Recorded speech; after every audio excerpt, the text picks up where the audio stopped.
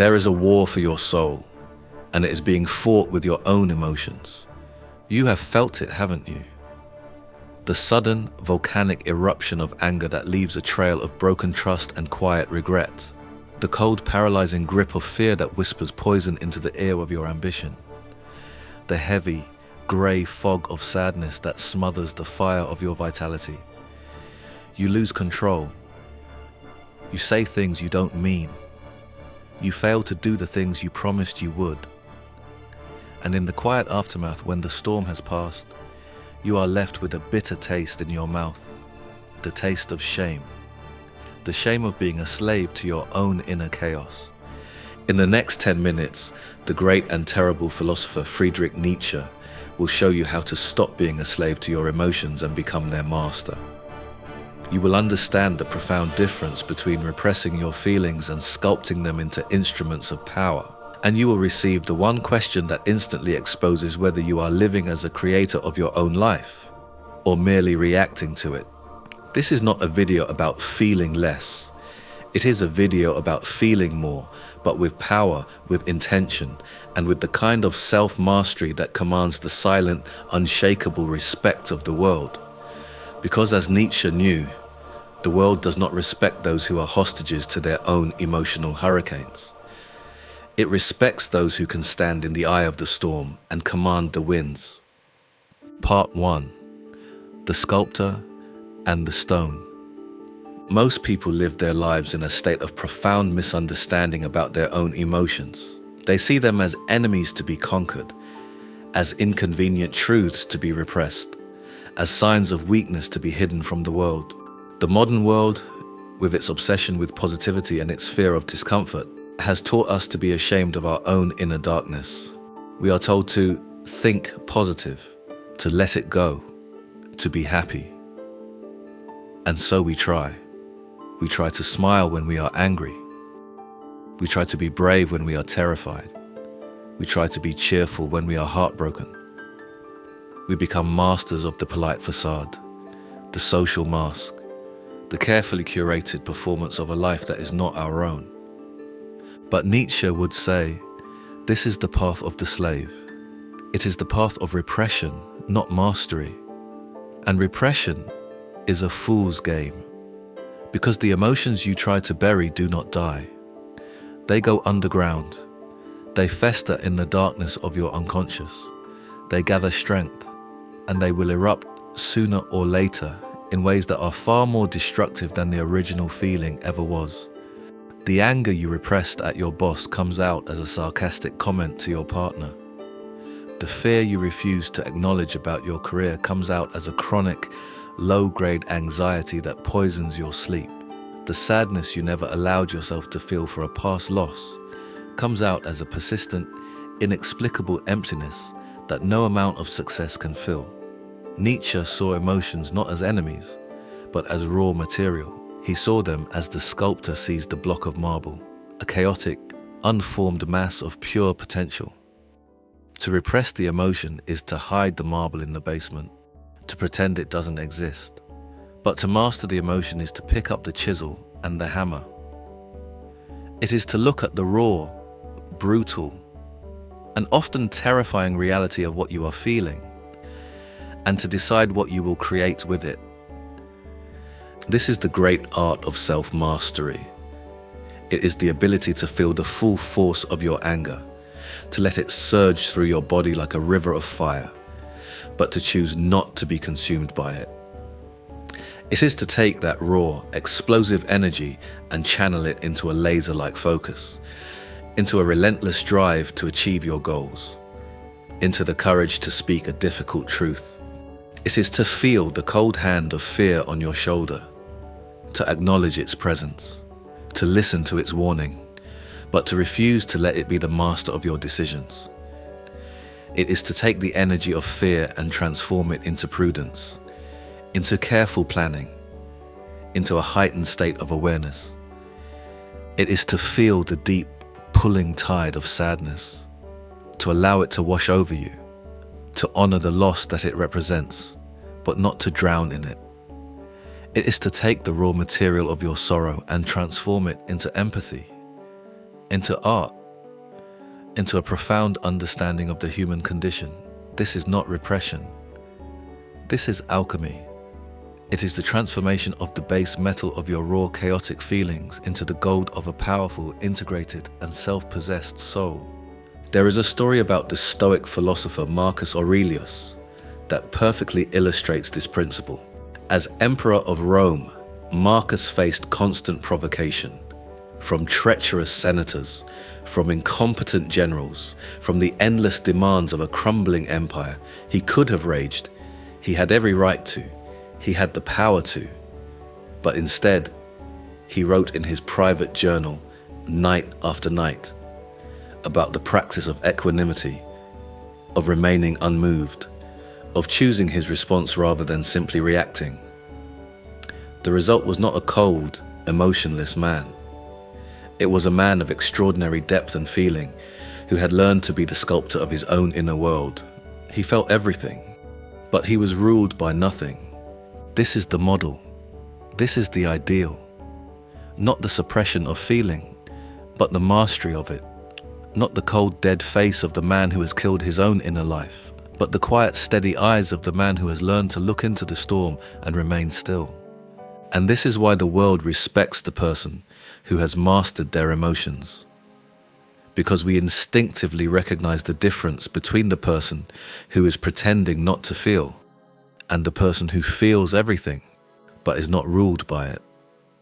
The first person is brittle, fragile, constantly at risk of shattering. The second person is a force of nature. They have a solidity, a centeredness, a quiet authority that is more powerful than any outburst of rage or any display of forced positivity. They have faced the chaos within themselves and have learned to sculpt it. And in doing so, they have become the sculptors of their own lives. Part 2.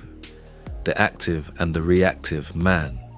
Nietzsche made a brutal but essential distinction between two fundamental types of human beings, the active man and the reactive man.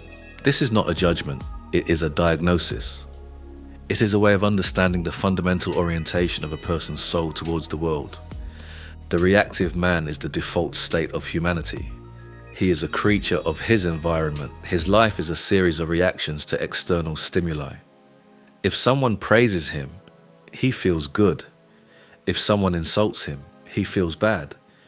If the weather is good, he is happy. If the weather is bad, he is miserable. He is a leaf in the wind, a ship without a rudder, a puppet whose strings are being pulled by forces outside of his control. He has no inner life of his own. He has only the reflection of the world around him. His identity is a mirror, not a flame. He exists in a state of permanent low-grade emergency, always scanning the horizon for the next threat to his fragile sense of self. The philosopher Epictetus, himself a former slave, understood this dynamic with devastating clarity. He wrote that some things are in our power and some things are not.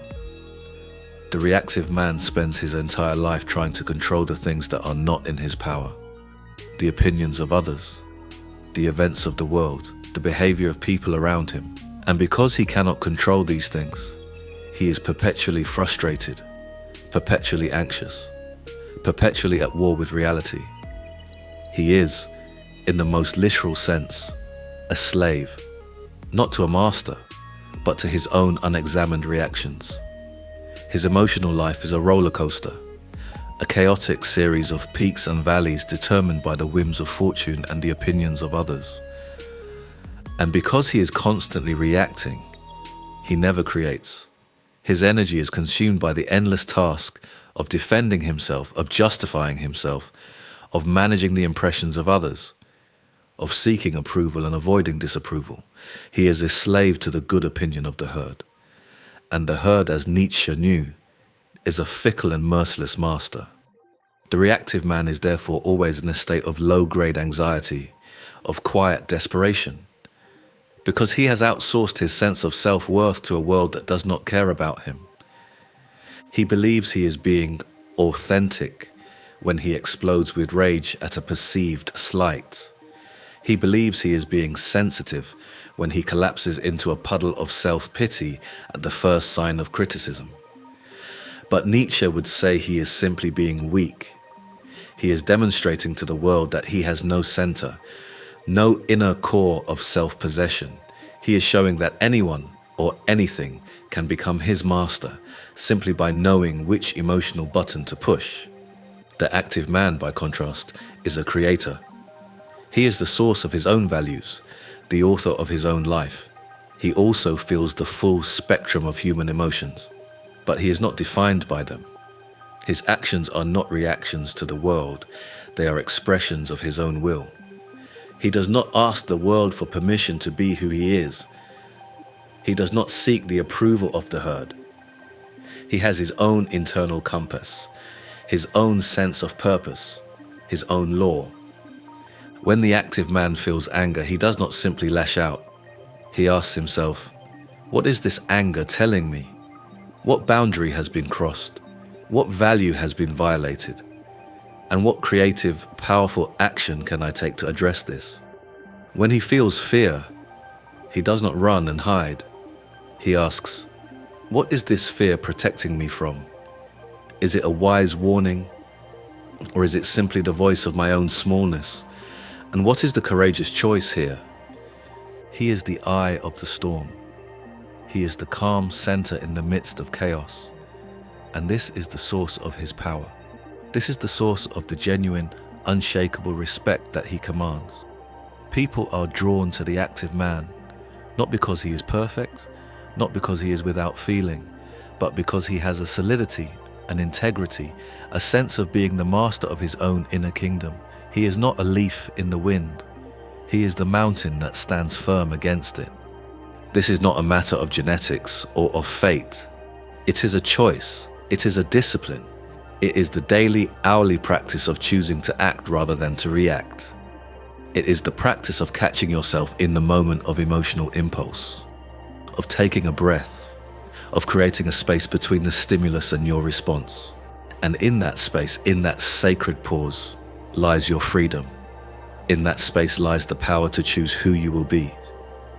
In that space lies the difference between the slave and the master. Part 3. The will to power. Behind all of this, behind the distinction between the sculptor and the stone, between the active and the reactive man, lies Nietzsche's most famous and most misunderstood concept, the will to power. When we hear the phrase, will to power, we tend to think of something brutal, something tyrannical, something political. We think of dictators and despots, of the desire to dominate and control others. But this is a profound and tragic misunderstanding of what Nietzsche meant. The will to power is not for Nietzsche primarily about power over others. It is about power over oneself. It is the fundamental or biological spiritual drive of all living things to grow, to expand, to overcome obstacles, to express their full potential, to become everything that they are capable of becoming. A plant growing towards the sun is expressing its will to power. An artist struggling to bring a vision to life is expressing their will to power. A philosopher wrestling with a difficult idea is expressing their will to power.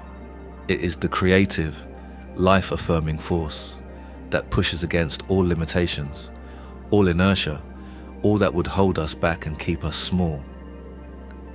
And this is the deepest reason why the person who cannot control their emotions is not respected. Because for Nietzsche, the failure of self-mastery is a failure of the will to power. It is a sign of a weak, decadent, and declining life force. It is a confession to the world that you have given up on the most fundamental task of human existence, the task of self-creation.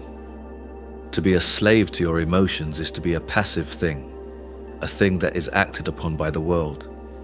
It is to have a weak will to power. It is to have abdicated the throne of your own inner kingdom. And the world, as Nietzsche knew, has no respect for an empty throne. Respect is a response to strength, not the brutish strength of the bully, but the quiet, integrated strength of the person who has mastered themselves. The person who has faced their own inner chaos and has imposed their own will upon it. The person who has taken the raw, conflicting, and often terrifying forces of their own psyche and has forged them into a single, unified, and powerful whole. This is why the person who is easily provoked, who is constantly defensive, who is always complaining and blaming and justifying is never truly respected. Because all of these behaviors are signs of a weak will to power. They are the strategies of the reactive man, the man who feels himself to be a victim of the world, and the world does not respect victims. It may pity them, it may feel sorry for them, but it does not respect them. Respect is reserved for the creator, for the person who takes responsibility for their own inner state, for the person who understands that their emotions are not excuses, but opportunities. Opportunities to practice courage, to practice discipline, to practice the high and difficult art of self-mastery. This is the person who is expressing a strong will to power. This is the person who is not simply living, but is creating their own life moment by moment, choice by choice. This is the person who is not a slave to their own passions, but is the king or the queen of their own soul. Part 4. The Path of the Overman. So, how do we do it? How do we move from the reactive to the active, from the slave to the master, from the person who is lived by their emotions to the person who lives their emotions with power and intention? Nietzsche's answer is as terrifying as it is liberating. We must become the Overman, the Übermensch. The Overman is not a Superman in the comic book sense. He is not a person with magical powers. He is a person who has overcome the human, all too human tendency to be a weak, reactive, and herd animal. He is a person who has created his own values, who lives by his own law, who has taken the raw material of his own being and has sculpted it into a work of art. The path of the Overman is the path of radical self-creation.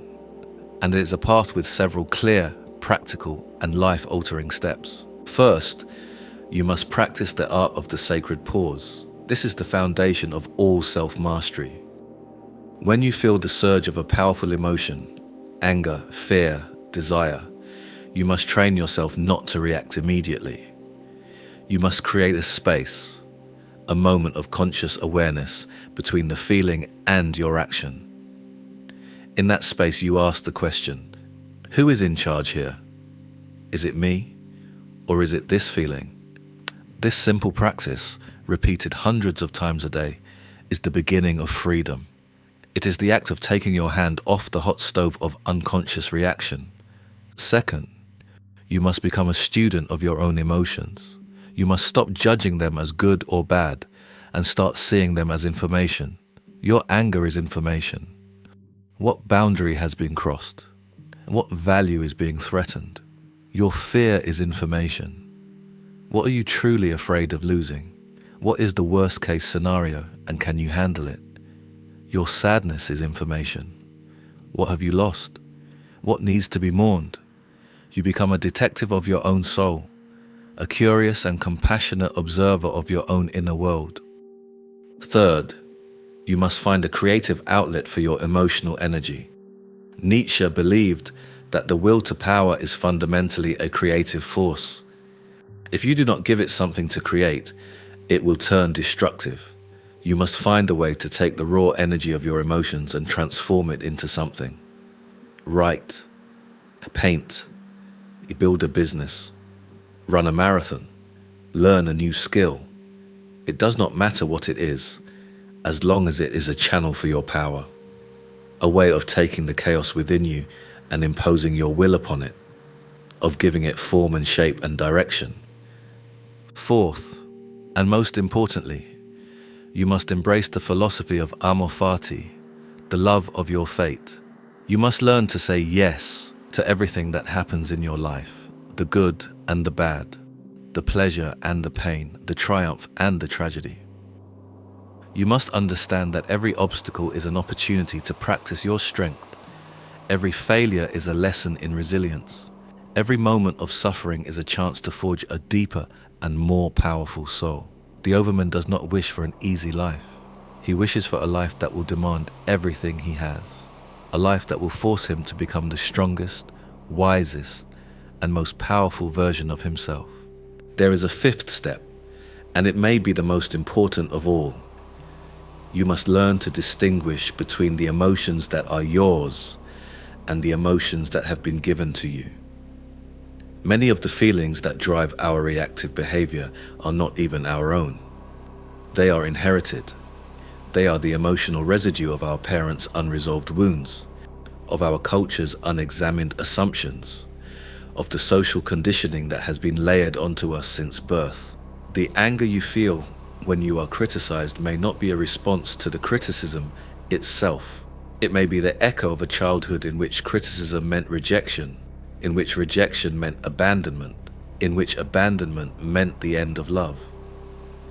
The fear you feel when you are asked to be visible, to take up space, to claim your own power, may not be a response to the present moment.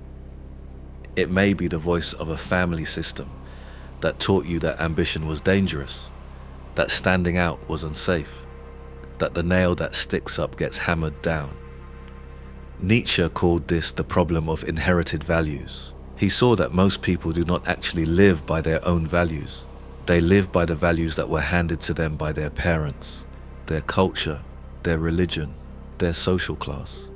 And because these values are not truly theirs, they are in a constant, low-grade state of inner conflict. They are trying to live a life that is not their own, to feel the emotions that are expected of them, to suppress the feelings that are not permitted. And this inner conflict is the root of so much of our emotional volatility, our self-sabotage, and our inability to live with genuine power and intention. The path of the overman, therefore, is also the path of the great revaluation. It is the path of questioning every value, every belief, every emotional pattern that you have inherited, and asking, is this mine? Does this serve my highest self? Or is this a chain that I have been carrying for so long that I have forgotten it is a chain? This is the path. It is not easy. It is the work of a lifetime, but it is the only work that truly matters. It is the work of moving from being a creature of circumstance to being the creator of your own life. It is the work of earning not just the respect of others, but the far more valuable and elusive prize of your own self-respect. It is the work of becoming the master of your own soul. Let's bring this home. You came into this video perhaps as a slave to your own emotions, a person tossed about on the chaotic seas of your own inner world. You now know that this is not your fate. It is a choice, and you can make a different choice. You can choose to stop repressing your emotions and start sculpting them. You can choose to stop reacting to the world and start creating it. You can choose to stop being a victim of your own passions and start being the master of your own soul. Nietzsche's philosophy is not a comfort. It is a challenge. It is a call to greatness. It is a demand that you stop living a small, safe, and reactive life and start living the life you were born to live. The life of a creator, the life of a master, the life of an overman. If this message hit home, if you are ready to stop being a slave to your emotions and start the hard, beautiful work of becoming their master, then right now in the comments type, "I am the sculptor." Let it be a declaration of war on your own weakness, a commitment to the path of self-mastery, a promise to yourself that you will no longer be a leaf in the wind, but the mountain that stands against it. And if this video gave you something real, please like it, share it with someone who needs to hear it, and subscribe to Wise Daily. Every video on this channel is built to give you one thing: the philosophical tools to live with more power, more clarity, and more intention. We'll see you in the next one.